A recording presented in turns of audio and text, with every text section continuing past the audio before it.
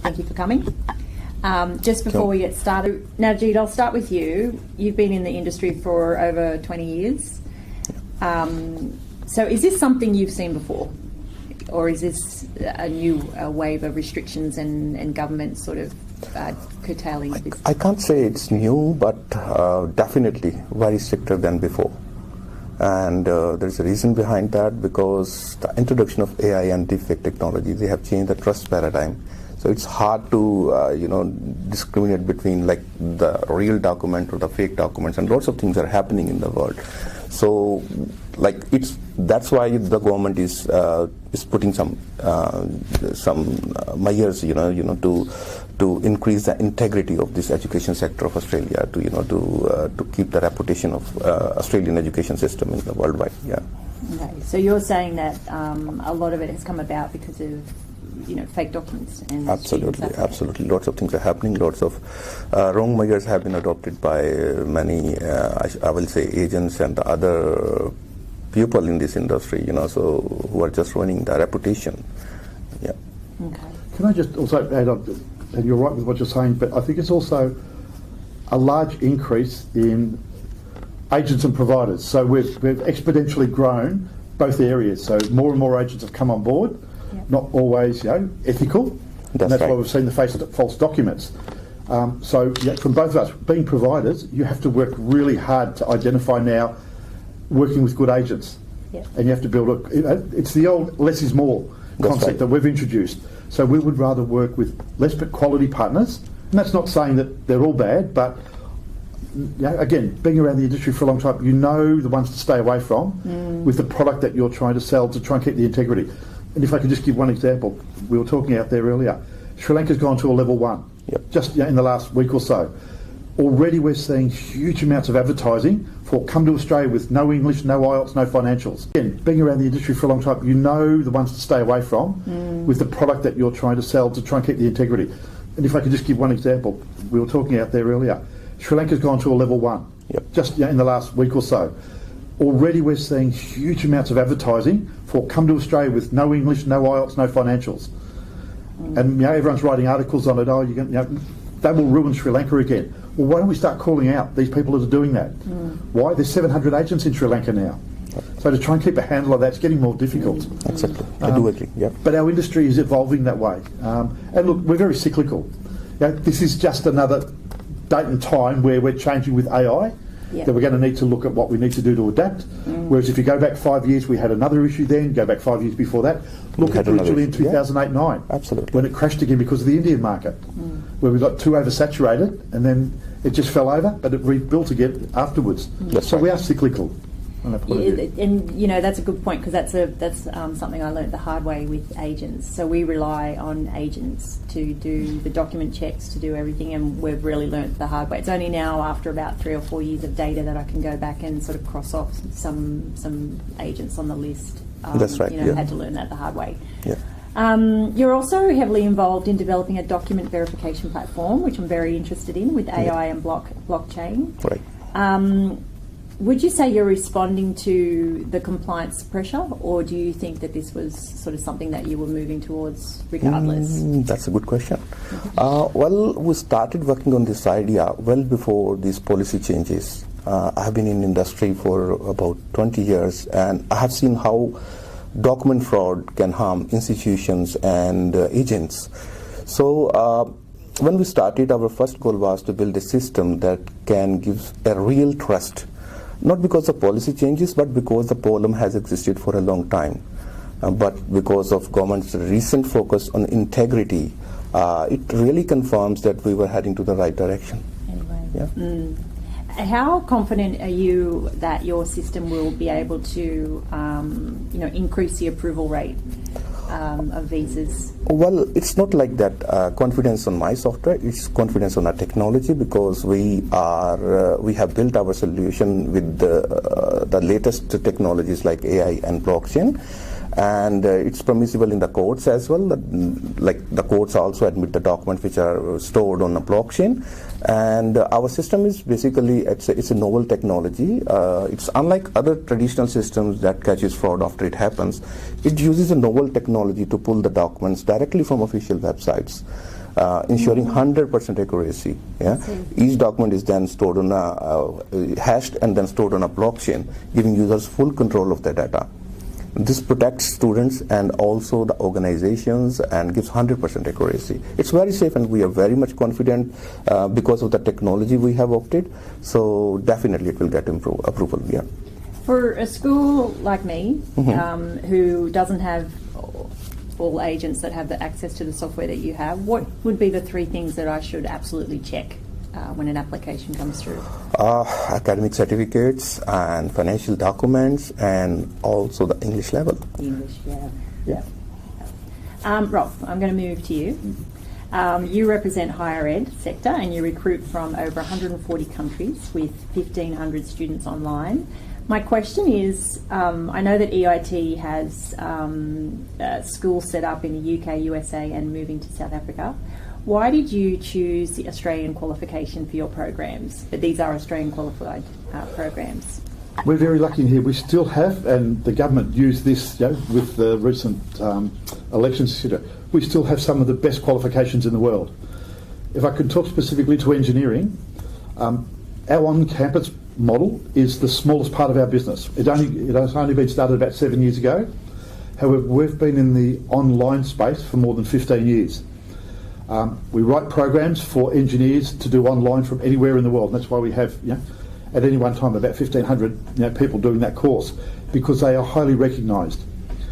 As an example, we have a group of professional certificates. They're only 3 months, 7 hours a week, and we do a whole range of different topics on these PCs, and it's driven by industry. So industry might come to us and say, we'd like a renewable on nuclear, and a certain part of nuclear. We can write it, deliver it for 3 months, and engineers love to upskill. Because engineering is changing so quickly. As you said before, AI is bringing a change to everything. And we actually teach industrial automation, which AI is part of. We actually use AI within our own institute, and we allow the students to do it, but we teach them how to use it. Back to your point, we use the Australian qualifications because they are worldly recognised, having Engineers Australia accreditation for some of our programs. And being an operator in the global engineering space for more than 30 years, we understand what works and what doesn't work. There's some countries we wouldn't put our programs in because they're not recognised, nor would they have an uptake. But there's other countries like Africa, and then you've got all the different countries within Africa. And that's why we chose to look at putting a campus in Johannesburg, where we want to start teaching our bachelor over there, like we've done with the UK. USA is a model that's being developed at the moment, and that's, again, a long-term project. And our bosses always, even to the point, and I don't mind sharing it, we would like to look in Western Australia, putting in a STEM Year 11, Year 12 school, specifically to STEM, but use that micro-credential model where you maybe go to school for a week, but you work for 3, like an apprenticeship. Because we're not seeing enough students, they do their bachelor, then they do their masters, and then they go to work, instead of maybe doing your bachelor, then working, then doing your masters. Because we teach practical engineering, or technical engineering. So it's very practical.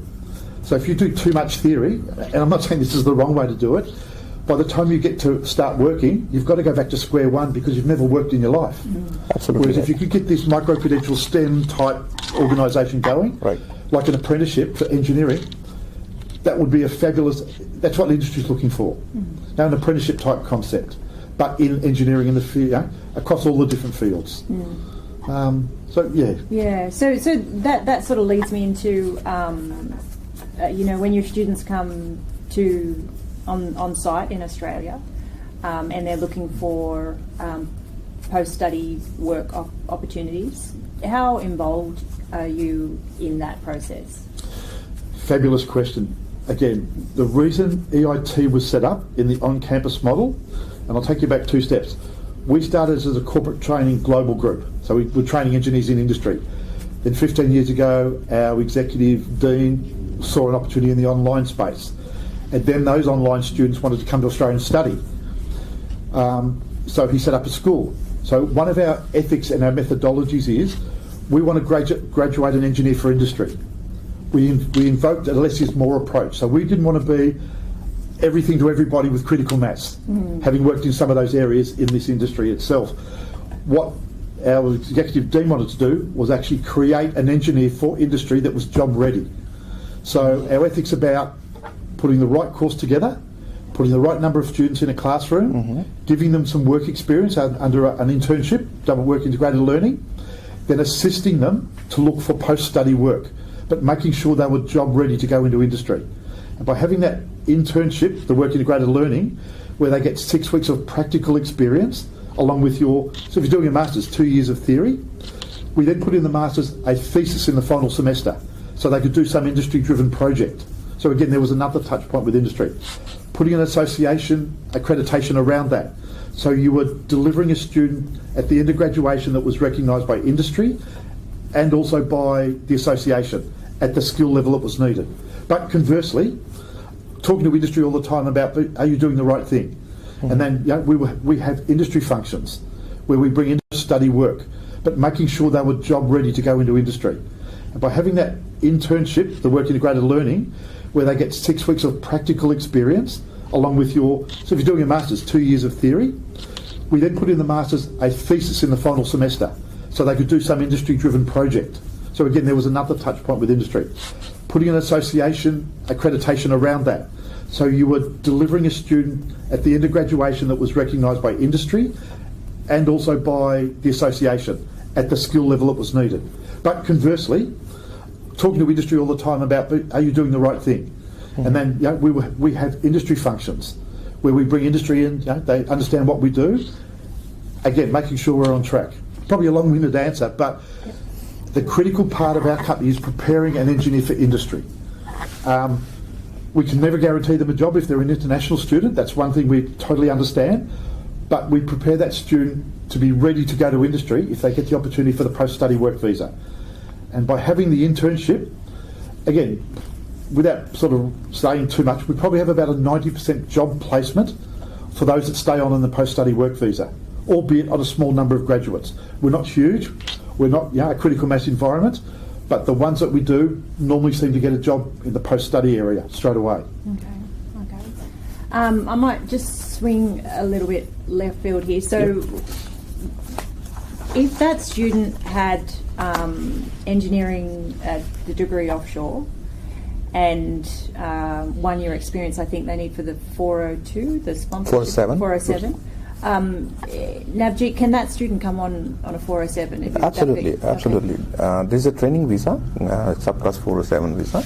If the student has or the applicant has 1 year of experience or 1 year qualification in the same field, and they can come over here on a training visa and they can learn the skills while working in a working environment. 70% of the training should be at a workplace based and 30% can be the theoretical training. So that there's an option, and they can earn while working as well. Okay. Yeah, it can be both paid training or unpaid training. Yeah. Okay. Is there a list of occupations for Absolutely. 407? Yeah, there's a separate list of 407 applications. What would you say are the three most in demand at the moment? Particularly hospitality sector is in most demand right now, and apart from that there are a few trades ones, like we have done lots of bricklayers as well, and also some carpenters. Okay. Yeah. Okay.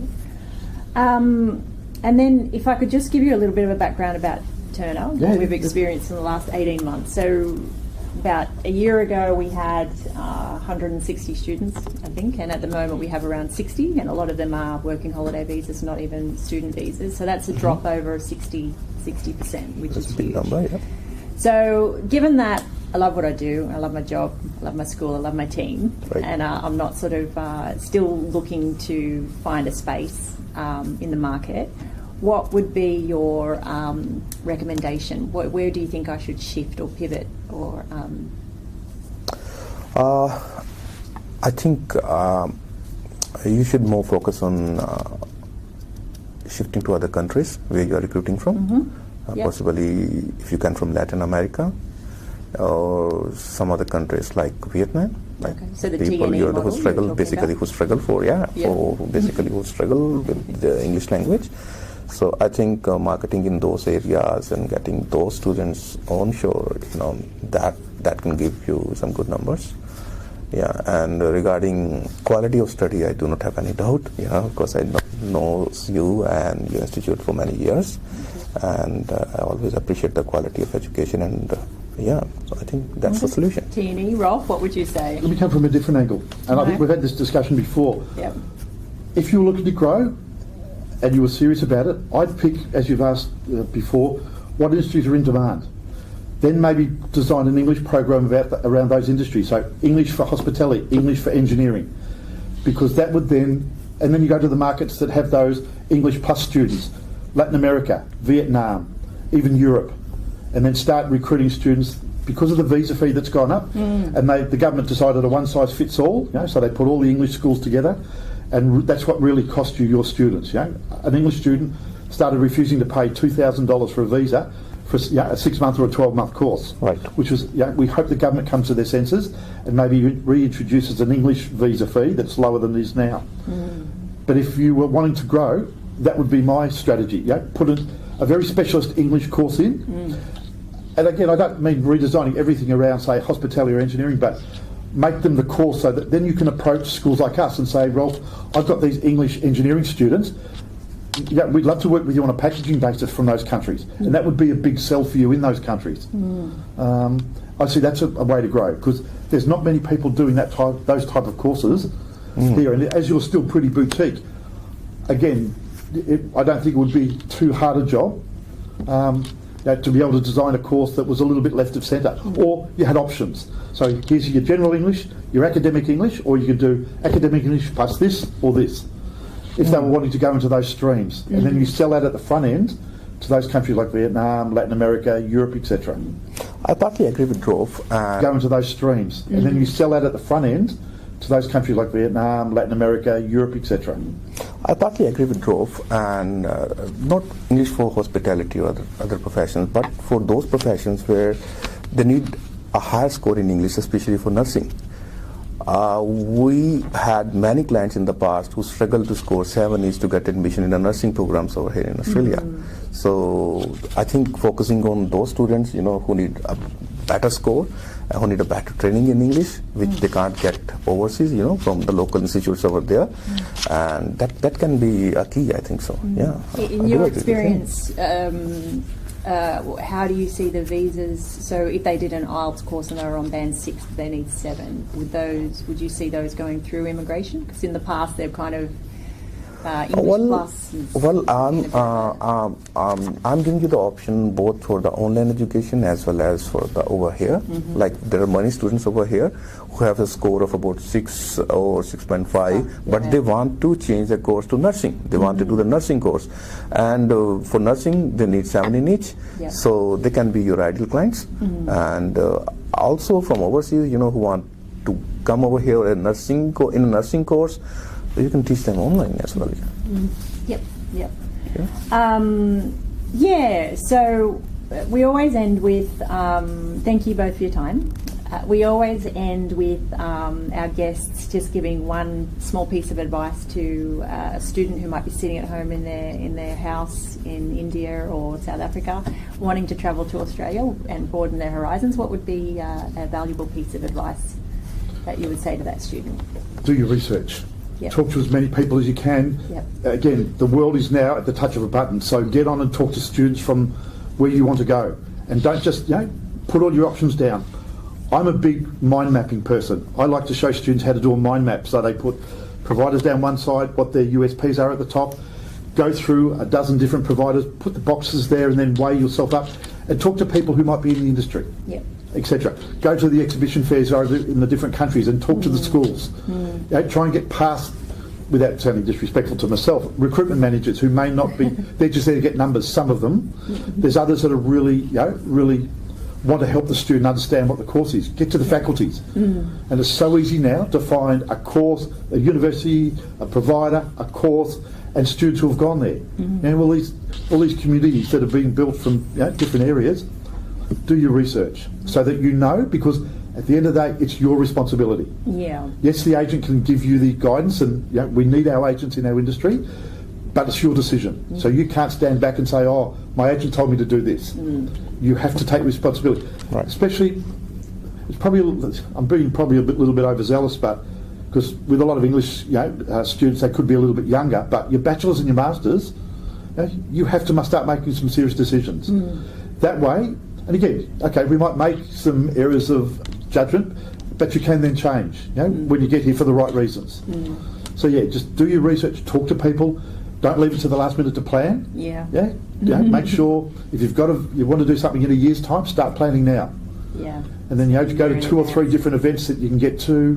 Because I've seen, in my time, I've seen families come twice before son or daughters come to Australia. Beginning at the year and the end of the year to exhibitions.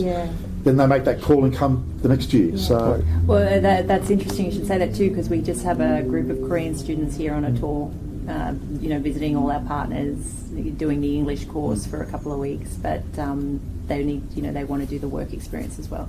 So they're coming on a work and holiday visa, but their plan is to do their research while they're here, work a little bit, get a feel for everything. We see a lot of people, students come on a tourist visa beforehand. They then visit Melbourne, Sydney, Brisbane, Perth, whatever, have a look at some of the universities and the schools to see that, okay, what I've seen in the pictures is actually real. I've spoken to academics, I've been to the student centres, etc. I mean, that's a real commitment. Because I think we are, you talk about the numbers, we were overinflated. It did exaggerate too much. We went too far the other way. We all understand that. We can't drop too low because we are an immigrant country.